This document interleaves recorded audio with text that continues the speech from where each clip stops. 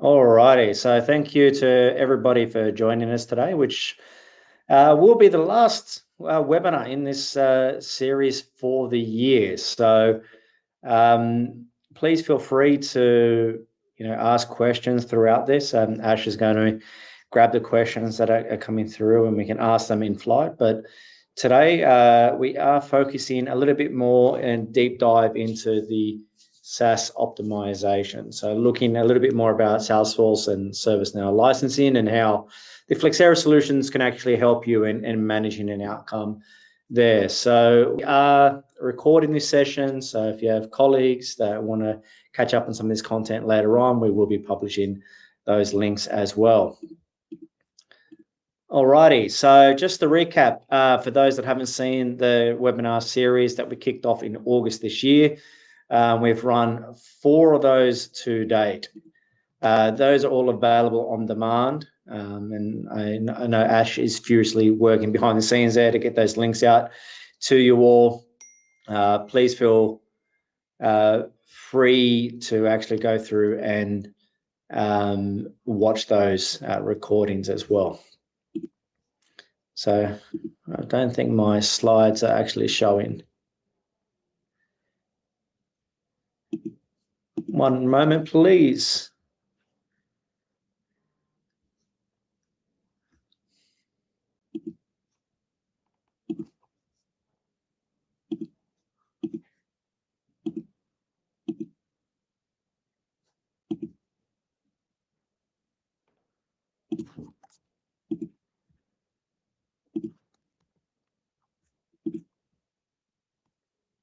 How's that looking now, Ash? Awesome, thank you. So today we're going to focus a little bit more on the mastering SaaS. So what we have today is understanding the SaaS licensing side, looking at Salesforce. We're going to go a little bit deeper into the models that exist around those, and also looking at some of the licensing terms and constructs as well. So just to focus and reiterate where we sit in terms of the platform. The platform itself is, much broader than the topic of conversation today. So we're starting to look at that SaaS management component in the middle there. And this is where we're going to spend all of the time today in the next 25 minutes or so. Now, the goal for us is, and for those that have seen the presentation on SaaS management in the past, is we have this sort of complexity, the highest priority about what our customers are looking for out of a technology like Flexera's. And also, that always starts with the visibility challenge. So we start with visibility, we gain an understanding of spend, and today is really focused in that middle pillar, is around complexity. So vendors like Salesforce and ServiceNow actually have a high degree of complexity involved in their licensing metrics, the different layers in terms of how feature sets and permission sets of licensing tied into user licensing. So there's a lot that's going on here. So the complexity is something that we need to manage, and we need to continuously manage that as well. So it's not a one and done situation. I know there's a lot of feedback from the field already about those connectors in particular. So please keep that coming. Please continue to work with your solution success managers and our product team to continuously improve this. There's always variation in how data is captured and presented within the platform. So Salesforce and ServiceNow is an evolving space. So it's going to get better and better, and only gets better with your feedback. So why focus on these 2 vendors in particular? So obviously for us is we started to look at the state of ITAM report in 25, and in particular, Salesforce and ServiceNow are definitely on the rise. So it's not just a SaaS provider that's fine not being managed any longer. In the past 3 years, we've had 21 and 20% for each of these vendors where customers have been audited by these vendors. So they're becoming more critical in terms of proactively managing and optimizing spend in this space. Now, the goal for us is, and for those that have been in this industry, for a number of years, even decades, is the whole concept of things are, no longer non-compliant, and we have, heavy penalties, and, that audit is a point-in-time exercise. There is still some of that with, the Microsoft, IBM, and Oracle vendors out there where, they have to take a scan of your environment. But what we've done is we've really shifted the perspective of what an audit really means, or what really compliance really means in this space. So when you look at SaaS, that vendor already has access to all of your data. You're hosting it on their cloud, their environment. You've subscribed to their service. So they already know what you're using and what you're consuming. Now, if you're non-compliant, or there's a risk that they can just turn that service off. If you're found to, and we'll go into a bit of detail today, but if you're using licenses in the wrong way and don't want to pay the bills that they put in front of you, there's a risk that service can be turned off. It's also not a point-in-time exercise here. So it's not a letter that gets served that we then go through and have time to prepare for. It's an ongoing, continuous monitoring. Consumption metrics can blow and spiral out of control. Now, we've definitely seen that with the like of the emergence with AI and the tokenization of, the requests and API calls, where, through testing and development, those things can blow completely out of control. So what we're doing now is we want to really be proactive in how we manage that spend. And so let's take a bit of a deeper look into Salesforce. And we're going to start with some of the concepts around the licensing in the Salesforce space. So here, there's a lot of information on this particular screen, but I just want to focus a little bit on a couple of the different concepts, because they're relevant in terms of how we're licensing parts within the products themselves. Now, one of the keys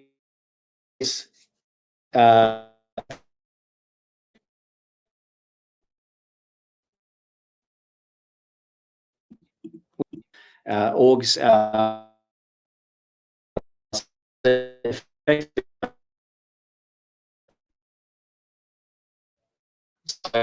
org strategy. So the org strategy can help with things like around chargeback and allocating licenses to business units. Looking at products as a result. Products in this space is typically an entitlement, a license effectively. So they're likened in the same way.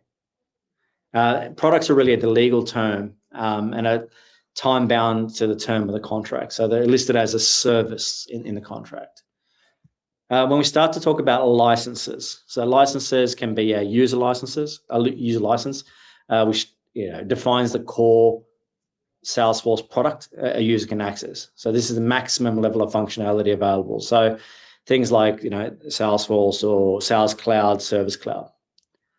So as a user of the platform, you need to have exactly one user license. So you cannot grant other permissions outside of that. We have the concept as well of a feature license. So these are the capabilities,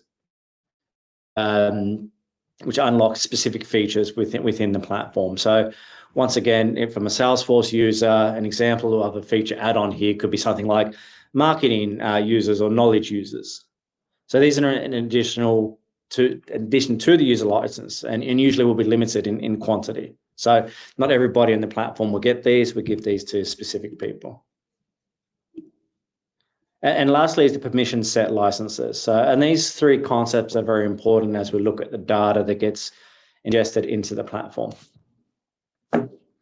Now, these are, effectively like a license wrapper that controls the permissions that a user is allowed to be assigned. So when we start to look at this next level down again, it is things like Salesforce CPQ or field service and those features within the platform itself.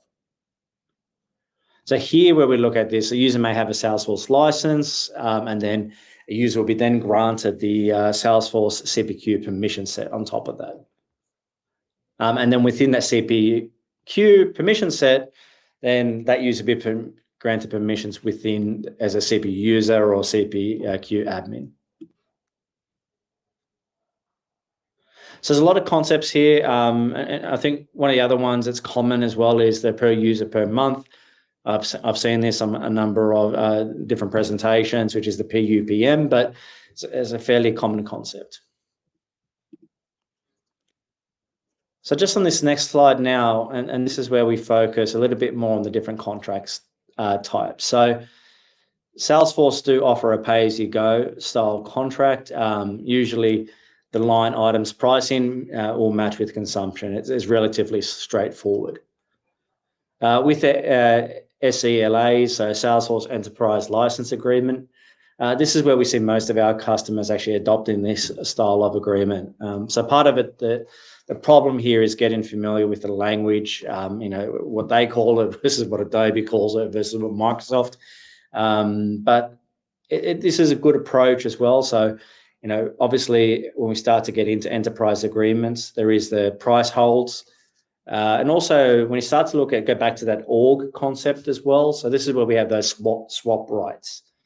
So when I start to develop my org strategy, I can swap those licenses in between orgs or instances, and it allows you to move those around. So they can't be easily transferred unless you really have the enterprise agreement. Now, the other thing as well, as we start to look at the different licensing types, this is fairly consistent with other sort of providers out there, but there are 5 common ones here. By no means is it exhaustive. There's things that pop up every other day, but the one I want to focus a little bit more on here is about the percentage-based entitlements. So these are calculated as a percentage of the annual contract value, and they're critically important because they add up and also can be reduced. So add and reduce based on the number of user-based logins and other licenses that you hold. So if you're looking to reduce the contract value, by reducing and optimizing the user-based accounts, your percentage-based entitlements will also be positively impacted because of that. So an optimization strategy for that license type could be to reduce your user-based licensing.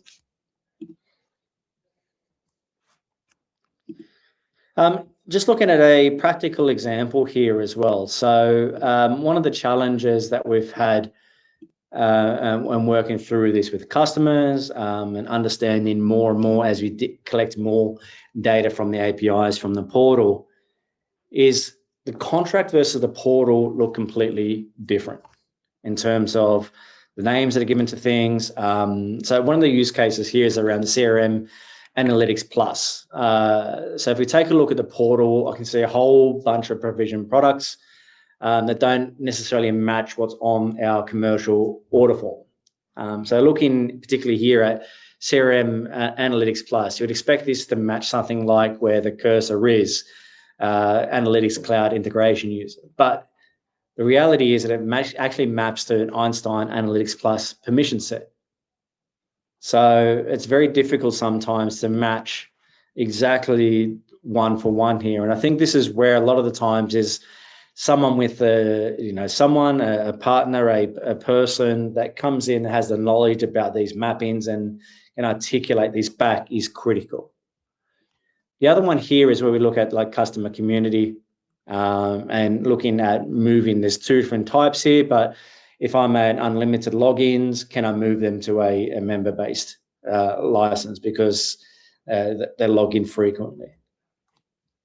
The restricted use license here as well is another concept that can be quite challenging to manage. So when we started to talk about restricted use, this is where we have a commercial a term around that restricted use. So if I might have a Salesforce license. The condition in the contract here is to only use that for integration or API use only, like middleware integration. And you, the customer, are responsible for maintaining, the access, the rights to use that particular API. So you can't have that license allocated to somebody that's doing read and write functions within Salesforce. So the terms that you sign up for are specific to that restricted use license. You're liable then to maintain what that looks like. And the way that we do that in Flexera, we can split that license out in the platform. And we'll show you how we do that in a second. All right, so just moving along to ServiceNow. So some of the concepts here, similar levels of complexity, but once again, I think the importance here is looking at and understanding where there's optimization potential. So what we start with here is where we have unrestricted or user-based licensing. These are licenses that are allocated per user and allowing access to ServiceNow's features that are deployed and available and enabled for all users. Typically what happens with these unrestricted user models is all of the users within that HR table need to be licensed. And this is where the Flexera tool can help analyze whether the user-based or rights-based is better from a cost perspective. One customer of ours actually did this analysis between rights-based and unrestricted and actually determined that they're actually on a really good deal with ServiceNow and stuck with the unrestricted user model, despite it appearing quite expensive to begin with. When we start to look at rights-based, this is where some of these terms become more familiar. So they're licenses that are tied to specific roles, such as the IT service management or problem management.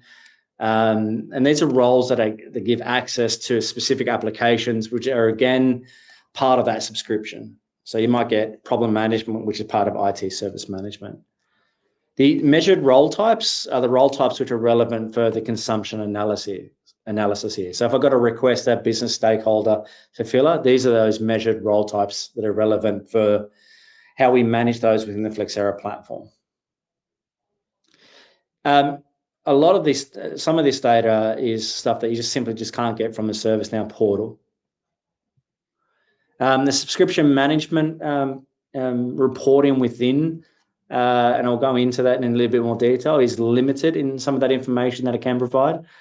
And this is where the Flexera platform can help with our use verification reporting. When we start to look at the consumption-based models as well, so this is information that, once again, we can get directly from the API and display them within the platform.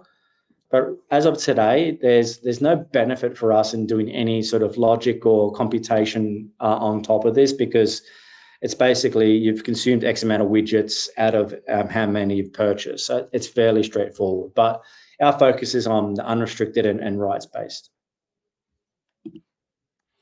Now, the way that the ServiceNow structures work, and this sort of feeds into how we look to match that data together to give you a licensing outcome, is that we have at the top level the subscription details here. So in this case, it's the ITSM. There's a number of applications, request, incident, and asset that are associated with that subscription. And each of those have a role, and you can have a separate role type associated with each of those.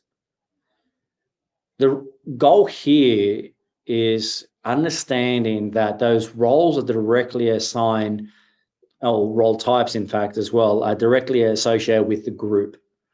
Very rarely are roles directly assigned to users themselves, which is not the best practice in allocating permissions and entitlement directly to the user. The users themselves are directly assigned to the groups. So what that looks like when we get into the platform is it allows us to have this connection between basically mapping that entitlement chain to subscription, to the application, to the role and role type. This allows us to show who's using what in that single grid, and helps us eliminate the blind spots in ServiceNow's native dashboards.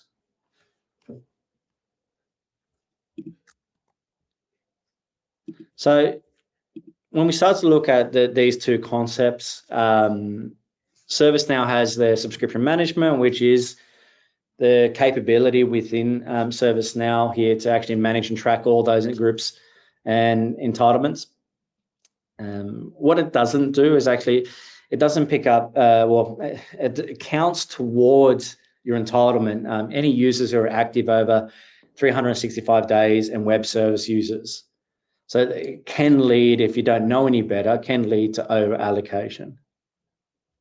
The unrestricted user and capacity subscriptions are typically reported correctly without any setup of groups to subscription relationships. But if I have direct role to user-based assignments, this is where it struggles to actually report on those. This is where the use verification reporting comes in at its strongest. We have an out-of-the-box report within the platform that actually drives this. This is something that you would typically request from your ServiceNow account manager at a time of renewal or true-up. So it can be quite dangerous to request that and open a can of worms, so to speak, around ServiceNow licensing. We provide that for you. It takes in the direct role assignments, the inactive users, the web service users, and presents the actual licenses that you do need to purchase. So there is an ability to be proactive in terms of managing what you need to be entitled and spend for there. So two areas, before we jump into the demo, I just want to cover off two particular areas. These are areas that we're building out on our roadmap to be native within the platform. But the two key areas of optimization within the ServiceNow licensing estate. The first of which is identifying those overlapping subscriptions. So what we want to be able to do is firstly detect license overlap. So when two subscriptions grant the same set of applications. So if someone's assigned ITAM Pro versus CSM, so Customer Service Management Pro, they effectively give the same application. So which license should we choose?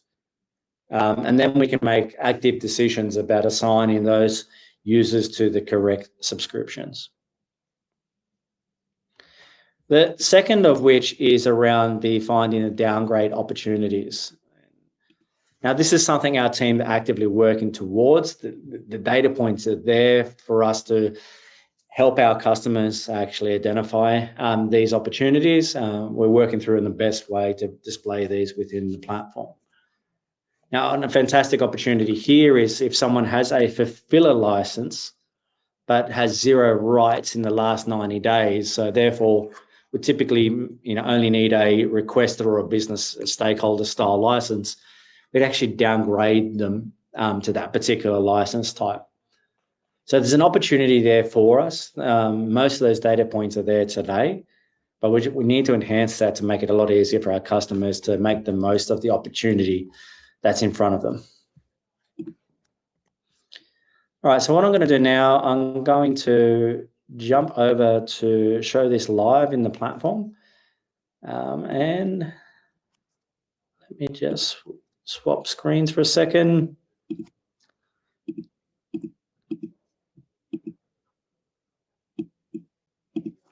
All right, so hopefully that comes through clearly now. Perfect. So just to quickly cover off, this is going to be a very short demo in the time that we have today, but a couple of key concepts that we want to tackle. So the first of which is around Salesforce. When we start to look at the SaaS connectors. As you know, today we have the Salesforce and ServiceNow connectors within the platform. So Sales Cloud here, ServiceNow is here. And when I start to look at those, and there's one, hey, look, I've prepared these earlier, but if I look at my Salesforce, I can look at my one of these, and I can manage my imported Salesforce subscriptions. Within here, I can see the list of subscriptions that we've pulled back from the portal or the API. Now, these don't typically match the commercial construct of these. So what we need to do is go through, and I've done one of these earlier just so it shows up in the platform here, but I can go through and split that particular license And this goes back to that restricted user. So I might have 48 licenses that I want to demonstrate here that are only for particular users within the platform. I can split those by roles or profiles and allocate those licenses to that role or profile. Now, for the use case we were talking about earlier in terms of restricted users, these could be for the integration only style users. So I can see here that what I've done that already here, and I can see that split within the system. I can also go through and edit or unsplit those as well. What that looks like within the platform, and I go back here to the subscriptions on the SaaS management portal, I can see now that I've got that restricted use. I cannot spell, so that's my problem. And so what I've done is I've effectively split that license out and created a new subscription type that's only for that specific license there. So this would be you as a customer representing the commercial construct of the information pulled in from the API. When I do look at these licenses within the platform, this is the data that I've brought in. If we go back to that org concept again, each of those different connectors to the different tenancies will come back and show you how many users, who's active, and the number of subscriptions and the potential savings that exist there. So I can actually see what that breakdown is. I can also see the breakdown of my subscriptions that I own within that particular, and then once again, these would be the user-based subscription types. Consumptions are on the next tab here. But the good thing about this is I can go through and see all of those different subscription types. I can see the organizations. I can see if they're a feature, a user, or permission set license, how many are purchased, assigned, if we get activity for those particular subscriptions. I can also see the consumption here as well. So when we go back to things that are non-user based or non-feature or permission set based, this is where I can start to see what I've consumed as part of my consumption capacity based licensing as well. So if it's an API request per month, etc. Similarly, on the ServiceNow side, and this is where for each of these sort of enterprise based vendors, what we can see here is we've built slightly different views or constructs about how we represent these licenses within the platform. And this is a lot of the time based on your feedback as customers about how we do this. So you can see here we've got those measured role types against each of the subscriptions. I can see where I've got my requester or my business stakeholder, my fulfiller. Once again, similar to Salesforce here, how many I've purchased. The addition here is around the ServiceNow applications. I can see what subscription is related to what applications. I can also understand the consumption, and this is that consumption level detail. So if I've got my number of virtual agent CSM conversations, how many have I consumed of those? Now, the big difference here under ServiceNow is the use verification reporting. This is a thing that you have to request from ServiceNow, but we actually represent that within the platform and manage those changes for you. The good thing here is I can see how many verified users that I'm required to purchase for. I can see how much the subscription management, so this is the ServiceNow's subscription management portal tells you that you need, and actually how many I've purchased. Now, the good thing about this is I can see my web service only users, my users that have not logged in within 365 days, both of which are not picked up by subscription management. So you actually don't need to license for those. So this is where the use verification tells me the exact number that I need to purchase for.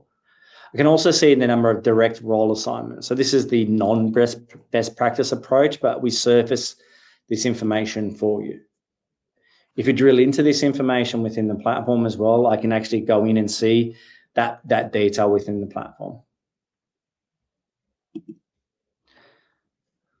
Okay, and then finally, where I look at all of this is I really want to see just one last example on here on my users, and this is where I start to get into the detail around the data that we're bringing into the platform. So, I mean, I'll pick on this user here, Adrian, he is a fulfiller. And this is where we want to start to drive optimization. Now, he's got a role that's the VM location agent, which is a legitimate use case for fulfiller here, but given that he only has one role, do we really need to have him complete license at fulfiller or not to manage location data within the platform?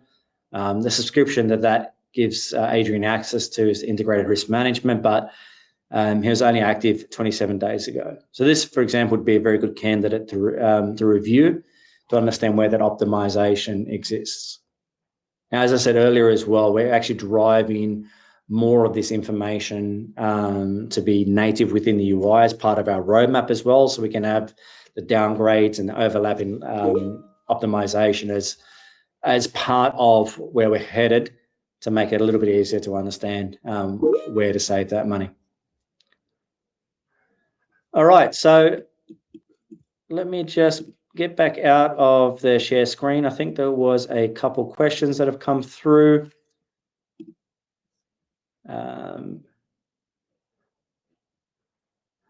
So in terms of Power BI reporting, so watch this space.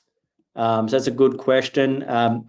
There are some things that are changing over the course of the next couple of months where we're getting data back into the ability to use it in Power BI and start reporting on that. It's a direction that we're definitely heading to make it a lot easier to get your data out of jail from the back end, but as well as trying to develop that from the front end of the platform as well.